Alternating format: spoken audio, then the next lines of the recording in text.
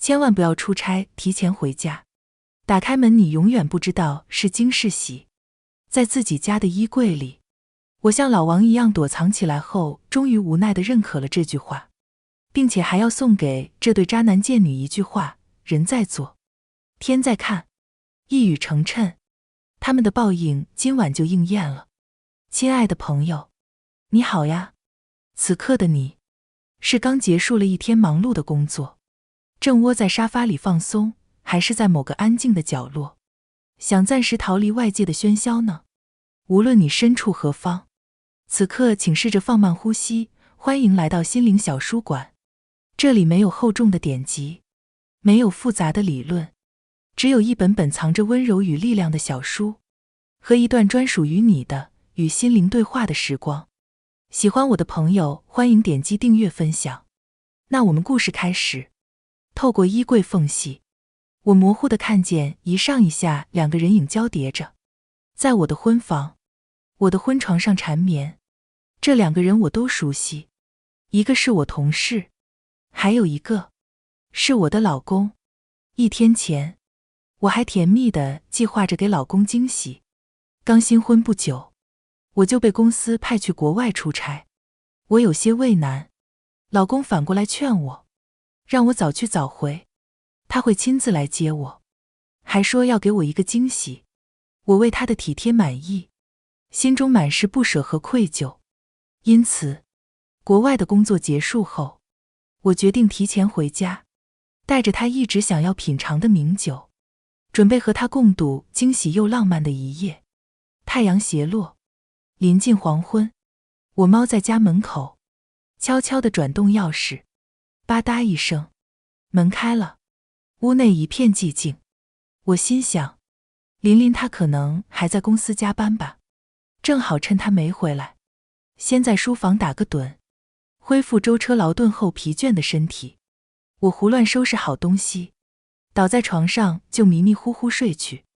朦朦胧胧中，我听见了门开门关的声音，我立马清醒过来。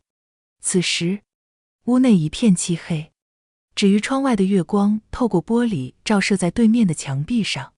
一看手机，时间临近午夜3点，我起身蹑手蹑脚，轻轻贴在门上，仔细地听外头的动静，哗啦哗啦。他应该在洗澡。于是我放心地开门出去，轻关上门，借着月光，我一眼望去玄关，只看见门口摆放着一双男士皮鞋和一双红色高跟鞋。我猛地转头，浴室的磨砂门透出模糊的男女嬉笑声，圆形的把手在转动着。我一激灵，不假思索地闪进旁边大门敞开的主卧，差点被发现了。不对，这明明是我家，又不是我偷人，我躲什么？虽如此，我还是摸黑躲进衣柜，可能是当时情急，也可能是脑子懵了。缩在衣柜里，我总有种安全感。坐在柔软的衣服上，我总算找回了一点清醒。天杀的琳琳，居然趁我出差绿我！我越想越气，往日的回忆涌上心头，一些蛛丝马迹也浮出水面。经常性的加班，陌生的香水味，对我出差的积极，催问我回程时间，一桩桩一件件，我真是猪油蒙了心。这么可疑的男人居然莫事先察觉出来。在我胡思乱想，平复心情的时候，这对狗男女已经恬不知耻地躺在我精心挑选的婚床上。我透过衣柜缝隙，借着昏暗的床头灯，想要看清女人是谁。那女人一边和琳琳亲热，一边娇嗔：林哥，你家正主要回来了，还招惹人家干食魔。我不用努力眯着我的近视眼去看这对狗男女了，因为这声音我太耳熟了。这不就是我公司的同事王娇吗？好啊，难怪他在公司总是阴阳怪气我，没事找事来挑我刺，找我茬，感情是把我当情敌了。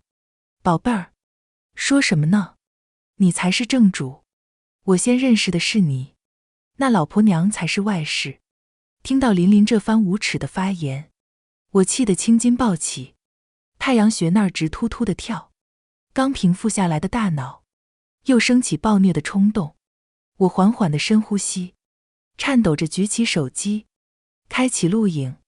要是我的狗还在，我一定放它咬死这对贱人，从我家里赶出去。但此刻我只有一人，且先忍耐，保留好证据。我有的是办法让这两人身败名裂。林林一席话取悦了王娇，她颤颤地笑骂着：宋姐真可怜，找了你这么一个坏男人，坏心肝，下流胚子，不仅让他做王八，还要他的小命，真是坏得流脓了。要不是那老王八命大，我就再也见不到他了。我的心一下就凉透了，愤怒带来的冲动如潮水般退去，绝对不能让他们发现我，这是我的第一反应。紧接着，我猛然想到，之前林林和我签过的保险单，当时这贱人哄骗我，说是为我们的未来上个保险，为了迷惑我，受益人互填的是双方的名字。几个月前我还出了一起车祸，难不成是他们做的手脚？林林，王娇，你们等着！我面膜表情地关掉了录影，身败名裂已经不够满足我了，既然他们想用非常的手段对付我，我自然也不能落后。宝贝儿，你又是好女人了，那你背着你老公跟我回家，还上我的床？啪！林林调情似的轻拍王娇，我看着听着直翻白眼，无语至极，嘴角抽搐，心想该不会这对狗男女也给对面的苦主买了保险吧？别装了，快让我亲！正当这两人要开始不和谐运动时，我闭上眼睛，堵住耳朵，准备度过这艰难的一夜。噼啪，滋滋，昏暗的小灯霎时熄灭。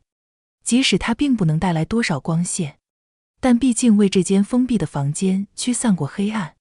现在，我们都不得不进入黑夜，只有窗帘缝隙间让出的一缕照在衣柜上的月光，让我们知道我们并非处于深渊。突如其来的黑暗，让王娇尖叫起来，刚好掩盖了我因惊吓而身体猛颤。碰到木板的动静，我屏住呼吸，注视着两人的动静。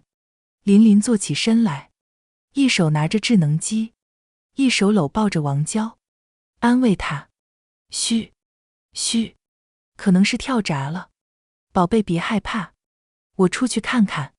王娇一把抓住他，头埋在他的脖颈处，声音低沉颤抖：算了吧，这么晚就别出去了，我怕黑，别留我一个人在这儿，明早再去看吧。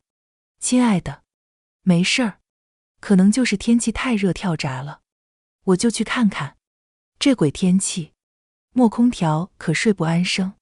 说完，林林就迈步出门，消失在寂寂夜幕之中。林林一走，房间里只剩下了我和王娇。王娇怕黑，胆子小，以前同事聚会，大家一起分享恐怖故事的时候，就属她反应最大。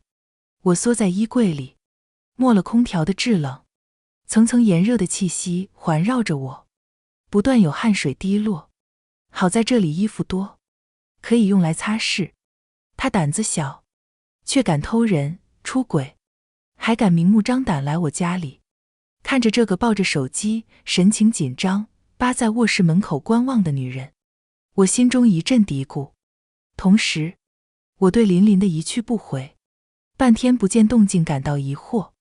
只听见开门声，没有关门的声音。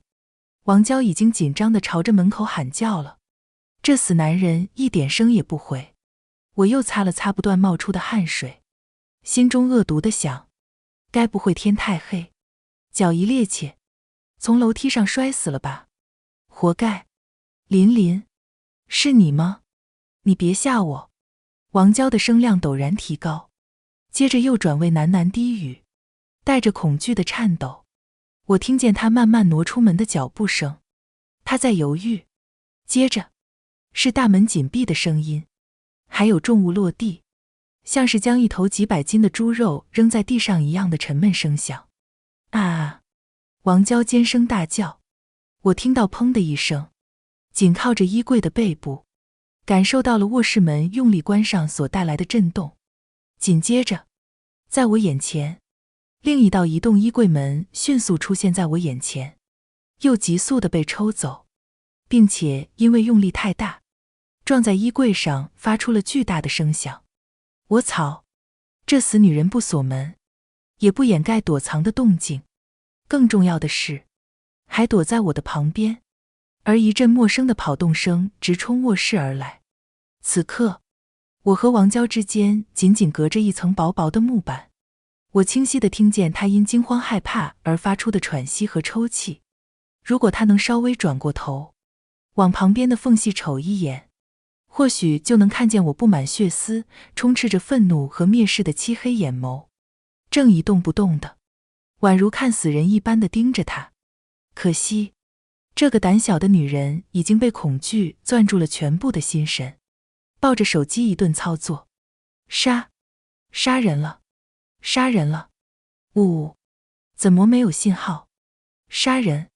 谁？琳琳被杀了吗？我的家里还进入了第4个人，并且还是个危险又未知的人物。唯一的男人也生死不明。就算我摒弃前嫌和王娇合作，凭我们俩单薄瘦弱的身躯，恐怕也无力抵抗。毕竟琳琳也不是什么白斩鸡，她经常健身，现在一声不吭就被放倒，想来对面的人不简单。我现在很想报警，但是王娇就在我旁边，一打电话不就暴露了吗？要不是怕手机荧幕发散的光会惊动王娇，我早就掏出手机求救了，而且报警也怕是来不及了。哒哒哒哒，那个可怕的不速之客已经停在我跟前，健壮的身躯挡住了衣柜外的月光，高壮的黑色阴影让人升起毛骨悚然的鸡皮疙瘩。粗重的呼吸声昭示着他的怒气，浓厚的酒气预示着危险。他朝着衣柜伸出手，衣柜门缓缓一开，我不禁滚动喉咙，咽了一口唾沫，闭上眼，心一横，滑，衣柜门猛地被拉开，滚轮摩擦着滑轨发出尖锐刺耳的声音。王娇终于憋不住，啊，走开，走开！有许多件衣服落地的声音，还有王娇钻出衣柜逃跑的动静。想来是王娇被突然抽开的柜门给吓到了，直接用衣柜里的衣服朝房间里的第4人丢了过去。站在我跟前的人一开始也被这突兀的一幕吓住，看见冲他而来的衣服就躲闪了几下，一见王娇跑了，大怒，贱人，还敢跑！噔噔噔，两人就这么追逐着出了卧室，而我看着面前开了几乎一半的柜门，深呼出一口气，抹了一把额头上沁出的冷汗。好险，差点就被发现了，还好我及时地把王娇的柜门给抽过来，不然现在就是我和歹徒玩生死时速了。刚刚我心下发狠，为了活命，我打定主意要让王娇暴露出去。这衣柜门是滑动式的，几个柜门交错，王娇的柜门刚好是搭在里边的。我缩在衣柜里边，手一用劲儿就可以轻松将她那边的门掰过来。王娇胆小，门突然拉开，她肯定以为是外面的男人拉开的，保准会大喊大叫，吸引歹徒的注意力。歹徒多半也只会以为是王娇自己想逃跑而打开柜门的。现在卧室又剩我一人，我一边留神外面的动静，一边拖着惊魂未定的身体，从半开的柜门处小心翼翼地爬出去，趴在地板上，将身一滚，溜进了床底。床底下的地板总有一层薄薄的灰尘，因此我只将额头抵在2只胳膊上，深呼吸几口气，以缓解刚刚死里逃生的惊悸。我心中冒出了许多疑问，那个男人是谁？他好像和王娇认识，他还杀了琳琳，该不会这人就是王娇的老公吧？报应，都是这2个人的报应，只是我是无辜的啊，别牵连我啊！我满腹委屈，但也不可能在这个杀红了眼的男人面前说，同是天涯沦落人，都是苦主，你就放了我吧，我毕竟不聋不瞎，知晓了今晚的一切。这男人除非是个傻子，否则肯定不会看在同病相怜的份上放过我。况且这人和王娇是两口子，一个被窝睡不出两众人，指不定就在我胡思乱想的时候，王娇的惨叫透过床单渗进了我的耳朵。啊，老公对不起，我错了，你个丧门星，敢背叛老子，都别活了！啊，救命！救命！救命！此后再没有王娇的大嗓门，只有不住的呻吟，最后只剩下挥砍之声。我都不敢想象王娇现在的下场，除了我和她老公，现在没有人能听得见她的呼救。这个社区新建成，左右邻居要么还没搬进来，要么还不存在。况且这地方位置偏僻，开发商宣传的未来周边配套设施到现在也只是个饼，因此许多人也不常往来这里。我家附近唯一的邻居是个网瘾少年，经常深更半夜大吼大叫，老公受不了，特意买了个信号干扰仪，午夜定时启动，不定时关闭，因此这唯一的邻居晚上也不在这儿了。这也是王娇打不通电话的缘故，本以为这仪器早就关了，没想到还在。现在只要熬到3点半，仪器停止，我就可以报警了。但很快，我伸手一摸口袋，就笑不出来了。裤子口袋空空荡荡，手机不见了。我左摸右摸，还小心地掀开一角床单，看是不是落在了地板上，都没有，那只有衣柜了。手机我是放在裤子口袋里的，可能是口袋太浅太小，刚才在衣柜里挪动的时候掉落了。在心里问候了女装裤子设计师8辈子祖宗后，我不得不全神贯注偷听客厅的动静。挥砍的声音停息了，只听得咔嗒一响，一个人坐在我的皮质沙发上发出的咯吱声，还有不断的叹息和粗重鼻息。我摇了摇头，这是砍完人后抽烟，真是个变态。如此一来，我还有机会拿到手机，只是要小心再小心，千万别弄出一点动静，否则真是要万劫不复。和琳琳、王娇他们在地府算账了。我先从床底下爬出上半身，随后拱起腰背，膝盖着地，一点点蠕动着前进，胳膊腿抵在地板上有轻微的摩擦，好在声音不大，只是让我更加谨慎。咯吱声又响起，他起身了，我继续蠕动，余光瞥着漆黑的门外，心里有点紧张，不知道他要干什么，会不会往这里来？想要加快速度进入衣柜，又恐动作太大招来祸患。幸运的是，他像是在翻动寻找什么，总归是在客厅，我还有时间爬到衣柜。听声音，他好像是找到了塑胶袋，一抖一抖发出塑胶的飒飒声，然后像是将肉块一样的东西放进去，发出黏腻的声响，并且还不止一下，一块又一块。我的心脏也一蹦又一蹦，不能细想，不能细想，不能细想。就算当他是偷我家的猪肉牛肉，那也得要我家有冰箱啊。我咬紧牙关，抑制自己发散的恐怖联想，赶忙钻入近在咫尺的衣柜，衣服凌乱的堆放，手机不见半点踪影，一定是被埋在下面了。只好强忍着焦虑，胡乱摸索。等我终于翻出手机来，还没来得及查看时间，外面突然没有了动静，只有从门口传来的脚步声，哒哒哒。我瞪大了双眼，一瞬间僵住了，冷汗侵袭了我的脊背，黑影直冲着梳妆台而去。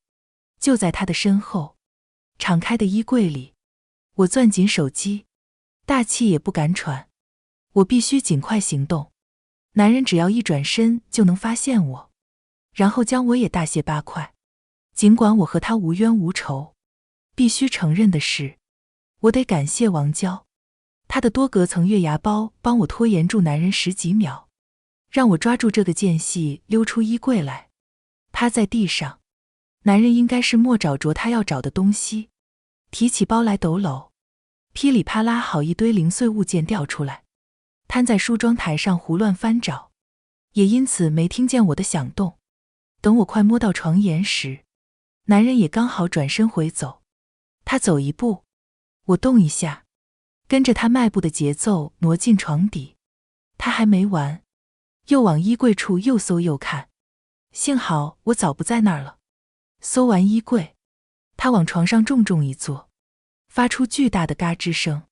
躲在床底下的我心脏都不敢跳动，用手死死捂住自己的口鼻，生怕流出半点喘息。男人坐在床上后，还抖起腿，带动着床也咯吱摇摆，我的心也随之起伏不定。床板的咔嚓声，地板的咚咚声，男人的喘息声，四面八方向我席卷而来，机遇晕厥，从胃部翻涌上一股火烧般的灼热之气。要不是捂住了嘴，我真想痛痛快快地吐一场。正在我憋闷的难受、惊惧的心慌之际，男人终于离开了床，向着门口走去。我听到越行越远的哒哒脚步声，终于长出了一口气，从昏昏欲绝的状态中清醒过来。好险，刚刚差点就犯病了。我又仔细地倾听外头的动静，但比先前还要朦胧模糊，壮着胆子向门口眯去。原来是男人出去时把门给关上了。喘过一口气，我立马打开手机，刺眼的荧幕光让我的眼睛酸涩异常，强忍不是凑近一看，正好3点半。我掐点的能力还是这么准。我紧急编辑好短信报警，远警火速回复我，救援人员正在赶往事发地，预计10分钟到达，请保持冷静，躲藏好，确保自己的人身安全。看到回复后，我这一夜悬住的心终于如一块大石般落了地，开始闭着眼睛，一分一秒数着时间过去。嗡，手机的震动刺激了我此刻脆弱敏感的神经，差点让我跳起来。看清亮起荧幕上的来信人后，我又差点尖叫起来。备注名为老公的人向我发送了一条短信：老婆，你睡了吗？我目眦欲裂地握着手机，整个人僵在原地，好似丢了魂。这不是我那已经死了的老公吗？他不是被王娇老公给干掉了吗？还是说，他其实是跑掉了？有这个可能。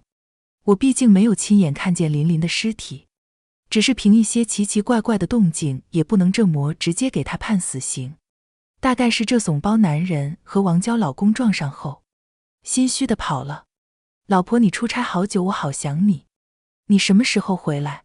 你明天回来是吧？还没等我想好怎么回复林林，他一连串的消息就轰炸过来，目不暇接。看着这些短信，我总有一种奇怪的感觉，我心里莫来由的慌乱，索性不回消息，只专心等待救援。可是手机一直发出消息传来的震动，我也实在好奇他说了什么。老婆，你怎么不回我？你那边很忙吗？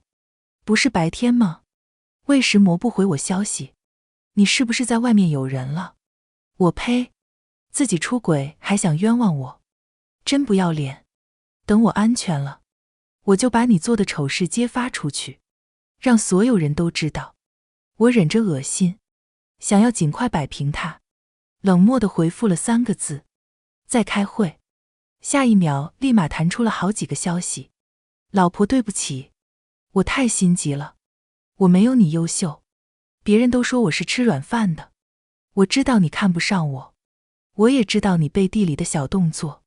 正在输入中的字样突兀消失，短信停在了这里。我看着最后一条消息，不由出神，无意识地啃咬手指甲，开始从头看起，不禁起了一身冷汗。和从前的聊天记录对比，我才发现，琳琳从来只称呼我为亲爱的，而不叫我老婆，而且用字的习惯也不一样，并且对面的人像是边翻聊天记录边对话的。我多久回来早就告诉过琳琳，虽然时间是假的，所以对面的人不是琳琳，而是……又一串消息打断了我的思绪。老婆，小王刚才说了一些奇怪的话，他怎么说我惊喜不？我们俩过得开心吧？我心里咯噔一下。小王和我是一起出差的，他和琳琳玩得好，估计是故意调侃我们发的消息。哈哈，老婆你不会在家吧？你躲哪儿了？我心里欲哭无泪，恨小王多嘴，更恨自己多事。为什么要提前结束出差？给什么狗屁惊喜？不管有多么惊恐心慌，我都得在这剩下的几分钟里稳住这个危险的男人。我颤抖着手指哆哆嗦嗦地回复：亲爱的，小王骗你呢，你上当了。可是看小王的意思，你不是要给我惊喜吗？最大的惊喜不就是回家吗？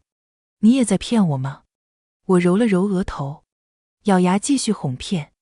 骗你干什么？不过我还真有个惊喜给你。等待了几秒，对面才回复：真的吗？老婆你对我真好。惊喜在哪儿？我看着对面发送过来的满屏老婆老婆，直犯恶心。厨房旁边的壁橱，你自己看吧。对面没有了回复。我聆听着外面的动静，他果然向着厨房去了。马上壁橱打开，发出嘎吱的声音。我没想到的是，他看到我的惊喜后突然发了狂，清脆的咔嚓声砰然坠地，瓶身崩裂成无数的碎片，席卷地面，和地板相互碰撞出叮鸣声。我听得心惊肉跳，不明白发生什么了。怎么我买回来的酒没喝就发起酒疯了？贱人，贱人！我星号星号星号星号，你星号星号星号，贱人！狗星号星号星号星号星号！男人终于不再掩饰自己的动静，他放声大骂，同时劈砍着周围的一切。我想我精心装修的厨房和餐厅是不能再要了，得重新装修一遍。给我等着，都得死，都别活！在男人怒喝之后，呈现出一片诡异的寂静。下一秒，我知道你在家，出来吧。是我呀，你的老公。手机不断弹跳出男人癫狂的消息。你为什么不掀开床单看看我？出来，看，看，我。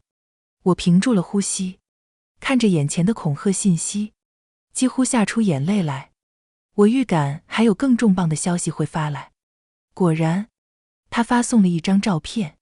我没敢点开，但即使是张小图，我也从那血迹斑斑中看出了曾经枕边人的模样。虽然只有头，我终于流下眼泪，同时听到了球状物体在地板上滚动的声音。咕咚咕咚，一只黝黑的大手抓住床单，猛地一掀，发出骇人的笑声。赤红的双目瞪着床底，那里空无一人，只有灰尘漂浮，好似嘲笑着男人。他的笑戛然而止，我的笑应时而起。我在打开的小门缝隙里看着地上与我对视的两双眼睛，一双浑浊无神，一双目如蛇蝎，痛快地发出无情的嘲笑。我在报警之后就听从了建议，转移到了安全的地方。主卧与书房之间隔着一堵墙，靠墙这边摆放了一张梳妆台，刚好遮掩住了我预留下来的狗洞。小门一关上，这地方就极其隐蔽，不熟悉的人根本发现不了。我的体型瘦小，勉强能穿过这道小门，而男人却长得魁梧，压根进不来。现在，我得意洋洋地看着男人，眼神挑衅，冲他竖起了一根侮辱意味极降的手势。他果然大怒，直冲着我的方向伸出手来，扒着门洞，红彤彤的大脸凑过来，正要张口怒喷。我抄起放在书房的棒球棍，狠狠戳向他的面门。男人躲闪不及，来不及后退，被我一棍砸中鼻子，蜷缩在地，发出痛苦的呻吟。我手握棒球棍，心中安全感满满，大声喝道：远景马上就来，你等着吧。仿佛是配合我一般，下一秒警笛声就划破了社区的寂静。我微微一笑，又怒骂激怒他，他果然顾不得逃跑，失去理智一般冲到了书房门口，怒砸房门。我冷静地算好时间，在他即将毁掉门锁时，冷不丁推开门，让男人和门板亲密接触，劈头盖脸全砸在他脸上，使他不得不踉跄着脚步往后退。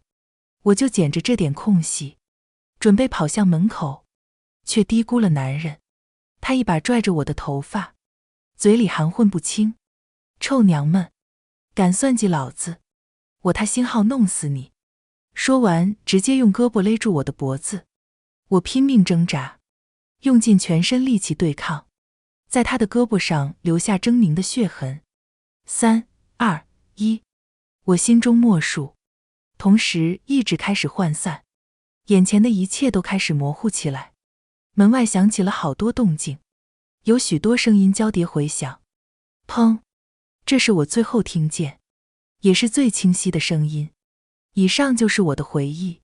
日光灯在天花板上发出明亮柔和的白光。我妈撒缠着脖子的厚厚纱布，声音嘶哑无力，躺在床上，面色惨白，头歪着，看向黑乎乎的窗外。坐在我旁边的年长远警轻柔地笑了笑，安慰我：事情已经调查清楚了。宋女士，你也是飞来横祸，我们这次来，也只是有些疑点需要你解答。我停住了手，垂下眼，表达了无声的拒绝。另一名站着的年轻人站不住了，配合调查是公民的义务，早点结案对大家都好。小杨，我慢慢转过头，看着年长远警温和又暗藏锐利的双眼，心中如临大敌，知道自己暴露了许多东西，面上却若无其事，冲着他缓缓点了点头。那我就开门见山了。宋女士，你是否在事发之前就知道你的丈夫出轨了？我摇摇头，眼泪顺势而下。年轻人却打断了我的表演。那你邮箱里的照片是怎么回事？我眼露惊愕，不明所以。他直接从当中拿出一张照片，上面是林林和王娇的亲密照，这是从你的邮箱中找到的。同时王奎的手机里也找到了这张照片，是来自境外的陌生号码发送到他手机上的。王奎就是王娇的老公，也是杀害了林林和王娇，甚至差点勒死我的真凶。我不知道，结束工作后我再也没打开过邮箱，我没见过这张照片，我要见过，打死我也不会提前回家。说到后面我就流下泪来，泣不成声。年长的远警安慰我：没事，这照片就躺在你的邮箱里，一点打开的痕迹也没有。据调查，这王奎很早以前就怀疑他老婆出轨，可能是他找的人发给他的也说不定。王奎认识的人三教九流都有，人际交往复杂，如果他对王娇产生了怀疑，拜托认识的专业人士调查也是有可能的。至于我魏石魔也收到这张照片，或许是想借机讹诈。信号干扰仪已经查证是林林先生购买的，只是这房间里的小洞。宋女士，我记得你们家没有养狗吧？一提到这一点，我的眼泪如崩裂的大坝，齐刷刷落下。我很久以前养过，他去世后也再没有养过什么宠物。是我老公，他知道这件事后，特意定做留了这道小门，说以后我们一起再养一条，作为新的开始。谁知道，女警官见我哭得难受，抽了一张纸递给我，我轻轻擦拭几下，又启唇，聊天记录和购买记录里都有，还问我干石魔。我头有些晕，要不改天再谈吧，叨扰了。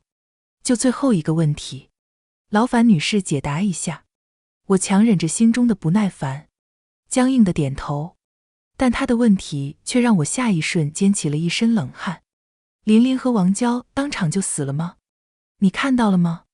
我没有看他们，我故意不去看，不去听。那个夜晚是如此巧合，我不需要脏自己的手就能解决掉他们，只要王奎杀了他们，只要激怒他。我确实早早察觉了琳琳的异样，但我不是没给过他机会，是他先要取我性命。我不过是以其人之道还治其人之身。几个月前，我因车祸住进了医院，好在没有什么大碍，很快出院回家休养，打算居家办公。我的笔记本之前遗落在公司，但被事故耽搁，一直都没有拿回来，因此临时使用老公的电脑在家办公。这电脑他一般晚上用，此前我也没动过。结果我一打开，荧幕右下角就弹出了让我震惊的消息：娇娇宝贝，这点事你都干不好，那贱女人怎么没死？什么事？谁是贱女人？死！想到最近发生的车祸，我顿时有了不好的预感。宝贝儿别生气，来日方长，以后有的是机会。现在他腿脚不便，发生什么意外都有可能。你个蠢货，接二连三的意外，太明显了。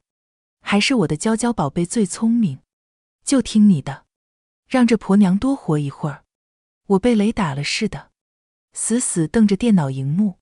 怪不得，怪不得，我不可置信的低语，脑海却保持了清醒，终于将一直以来的疑点串联到一起。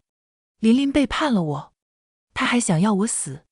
我咬牙切齿，飞快地浏览这对贱人的聊天记录。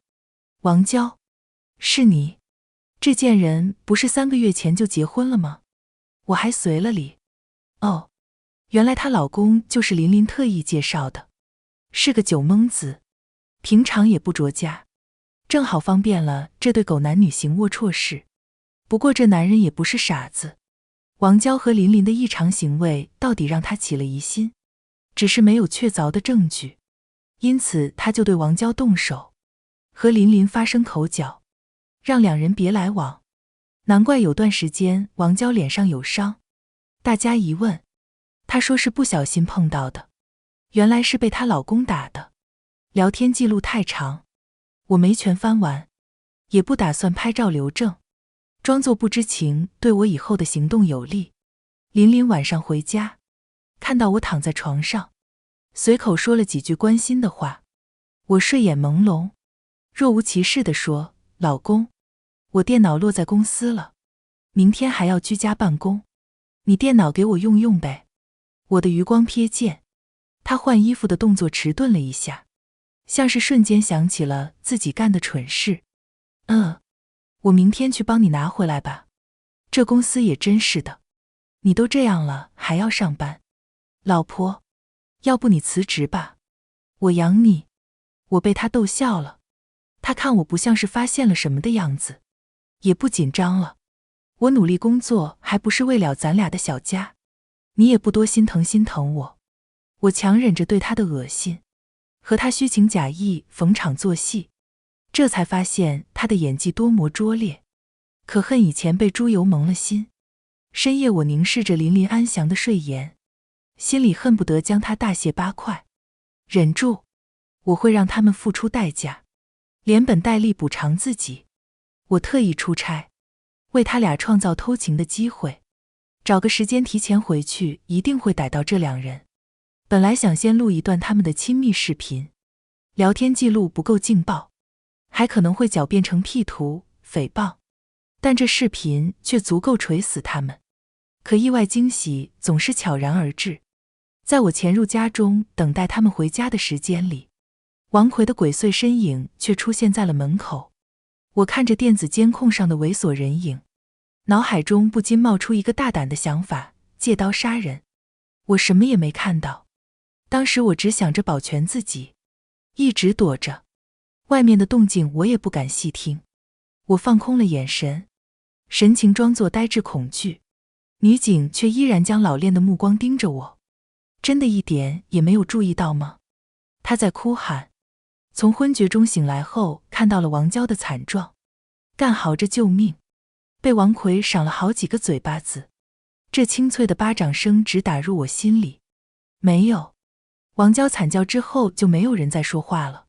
琳琳被王奎拳打脚踢，连连求饶：大哥，别打了大哥，我的亲大爷，我什么也没看见，你就饶了我吧。呸，给老子戴绿帽，你有几条命？我说你这磨殷勤给我介绍媳妇，感情是给我下套，狗东西，敢打你王大爷的主意！啪啪，又是好几声凌厉的巴掌。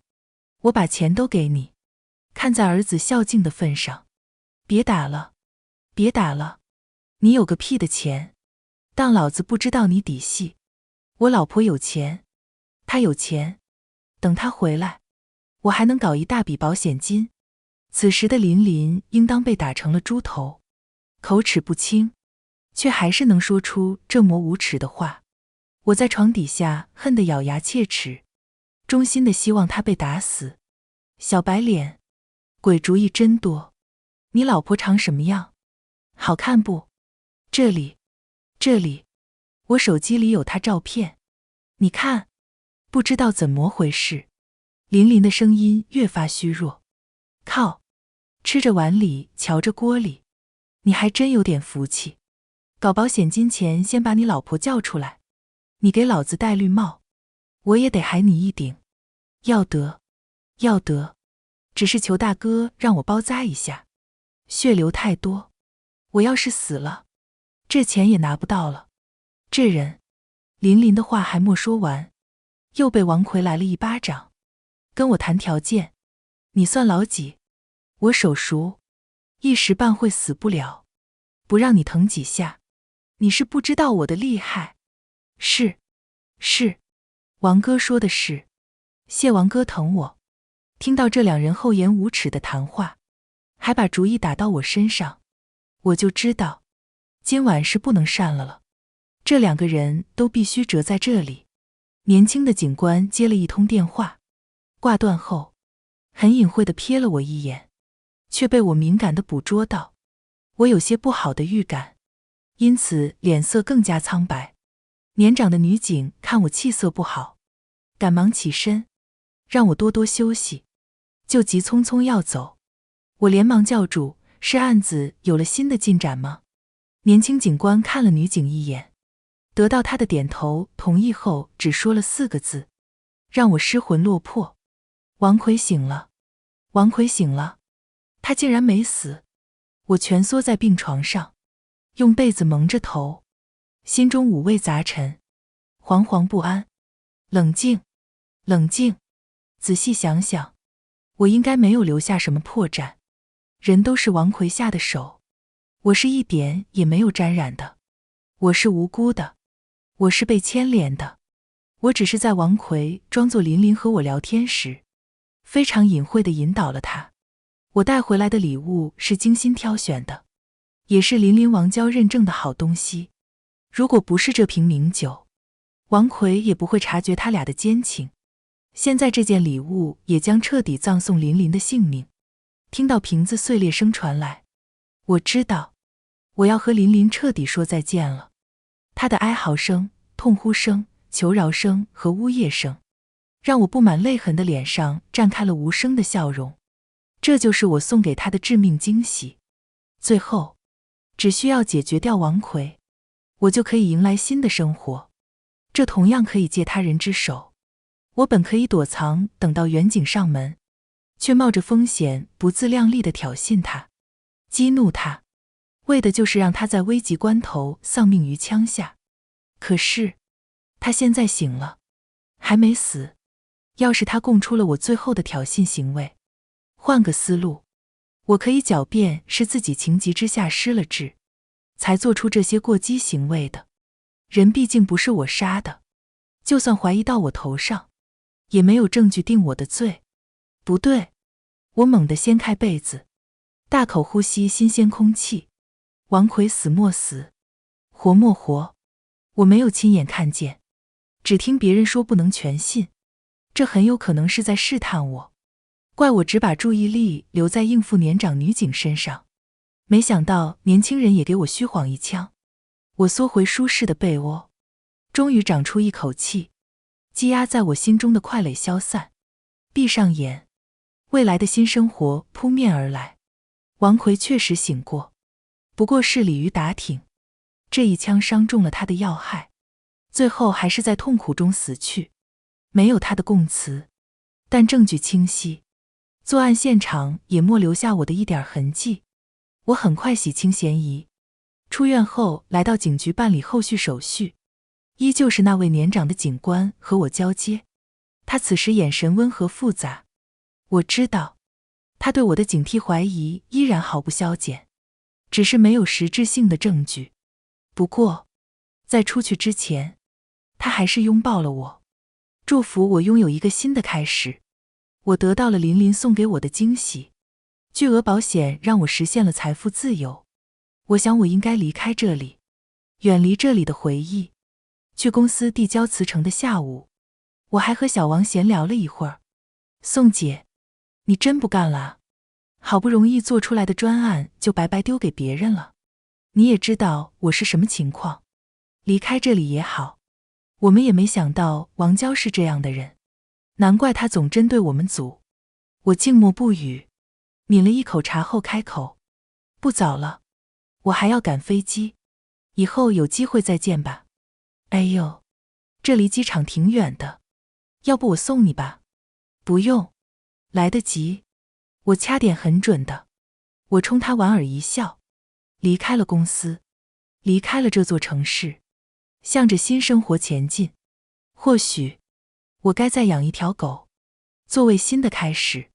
今天的心灵小书馆到这里就要和大家说再见了，记得把这份温暖也分享给身边需要的人。喜欢我的朋友欢迎点击订阅分享，让更多人能在文字里找到慰藉。下一期心灵小书馆，我们会带着新的温暖文字与你相遇，不见不散呀，亲爱的朋友。